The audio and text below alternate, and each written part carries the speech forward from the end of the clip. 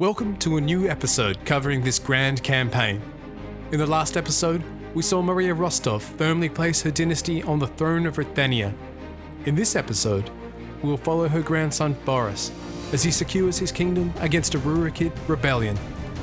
If you like this content, don't forget to leave a comment and give it a thumbs up. It helps other people find it. Now, let's get into it. When Boris ascended to the throne of Ruthenia in 1214, the Grand Princes of Peroslavl, Gardinas and Volhynia were swift to confirm their fealty. However, in the north, rebellion was brewing. Alexei, the son of Vasilisa, had gained the support of the northern Rurikid lords Vladimir Pushkin, Roman Pylos, and the Grand Prince of Ryazan, Syrkas. The rebellion began when Syrkas declared the Rostovs usurpers and pledged his allegiance to Alexei Rurikid, now styling himself as Alexei II. With civil war now unavoidable, Boris sent urgent word to his uncle in Mazovia and his brother-in-law in Hungary, requesting their aid. At the same time, he ordered his vassals to marshal their forces. Peroslavl, Gardinas and Volhynia were first to arrive, while word had not returned from Chernigov, Terabovl, or Korsun. Boris's fears were confirmed when scouts returned from the south, having witnessed the armies of Korsun and Terabovl, encamped not far away at Kolodizin, led by the Rurikid loyalist, Gavril, the Count of Terabovl. Boris, now knowing that no more time could be lost, took the initiative, seeking to strike the first blow to the rebellion. On the 28th of April, 1217, the rebel forces were still encamped on the border of the Kolodizin wood, with Boris's forces slowly approaching. Nikita of Peroslavl had been entrusted with a cavalry force to make a broad arc around the wood so as to approach the rebels from the south. Royal banners crested the hill in the morning, sending the rebel camp into a panic as they rushed to form up for battle against what they assumed was the entire royal army. They took up positions to face Nikita on the opposite hill, with the wood to their backs. With Nikita was most of the Ruthenian heavy cavalry, but also contingents of the more lightly armed and swifter step riders, known to those from Peroslavl as the Shavash. These Shavash cavalry charged forth, unleashing withering arrow fire upon the flanking rebel cavalry. Unable to stand this, the rebel cavalry sounded the charge, but were unable to catch the Shavash, who swiftly retreated once more. This was the moment Nikita was waiting for, unleashing his own cavalry upon the stranded and tired rebels in a stunning display of steppe horsemanship. As the slaughter unfolded before them, the rebel lines shifted uneasily, some taking this opportunity to flee to the safety of the wood. However, this too would be short-lived. Emerging through the forest, Royalist infantry began forming up around Boris's Druzina, sending the rebel army into a blind panic. A disjointed charge was attempted to try and break through the Royalist infantry, but was easily repulsed. The resolve of the rebels crumbled, with mass defections and surrenders.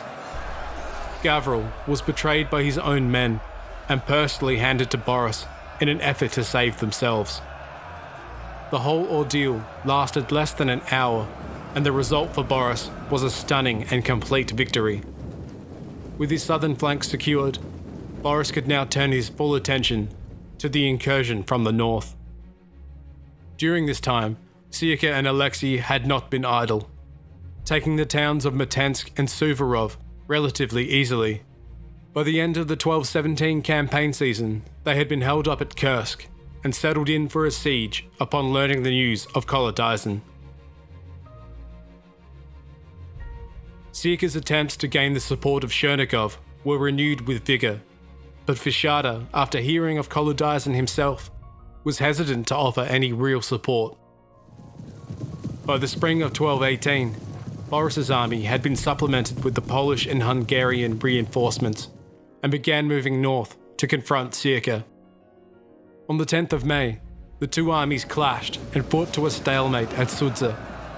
With both sides bloodied, neither could claim victory, although the siege of Kursk was soon abandoned, and Syrka lit north in order to reorganize and reinforce. The following year, Syrka, now reinforced with men from Nizhny Novgorod and Vespia, moved south once again, but this time towards Chernigov, intending to force the hand of Vashada to join the rebellion. Angered by this, Vashada instead sent word to Boris of the location of Syrka's army, now encamped outside the town of Lyubek in Chernigov. Boris marched from his base in Peroslavl, and by June 15th, the two armies once again clashed.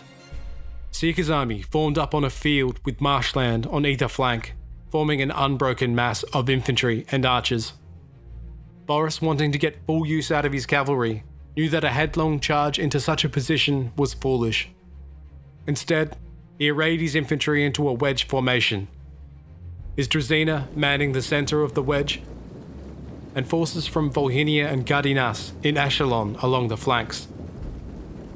Boris's hardened Druzina engaged their opponents in the centre, and rebel infantry began funneling towards them.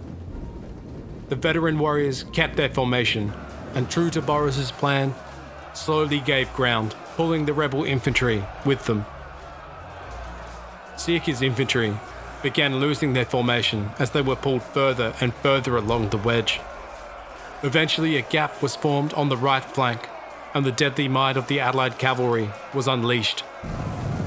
Swiftly breaking through the flank, they soon rounded on the rear of the rebel army. Trapped between royalist infantry in front, allied cavalry to the rear, and dense marshland to either side, there was no escape, with the battle soon devolving into a massacre. In the chaos of the rout, Alexei II was killed, and Syrka and the other leaders captured, bringing a swift end to the rebellion.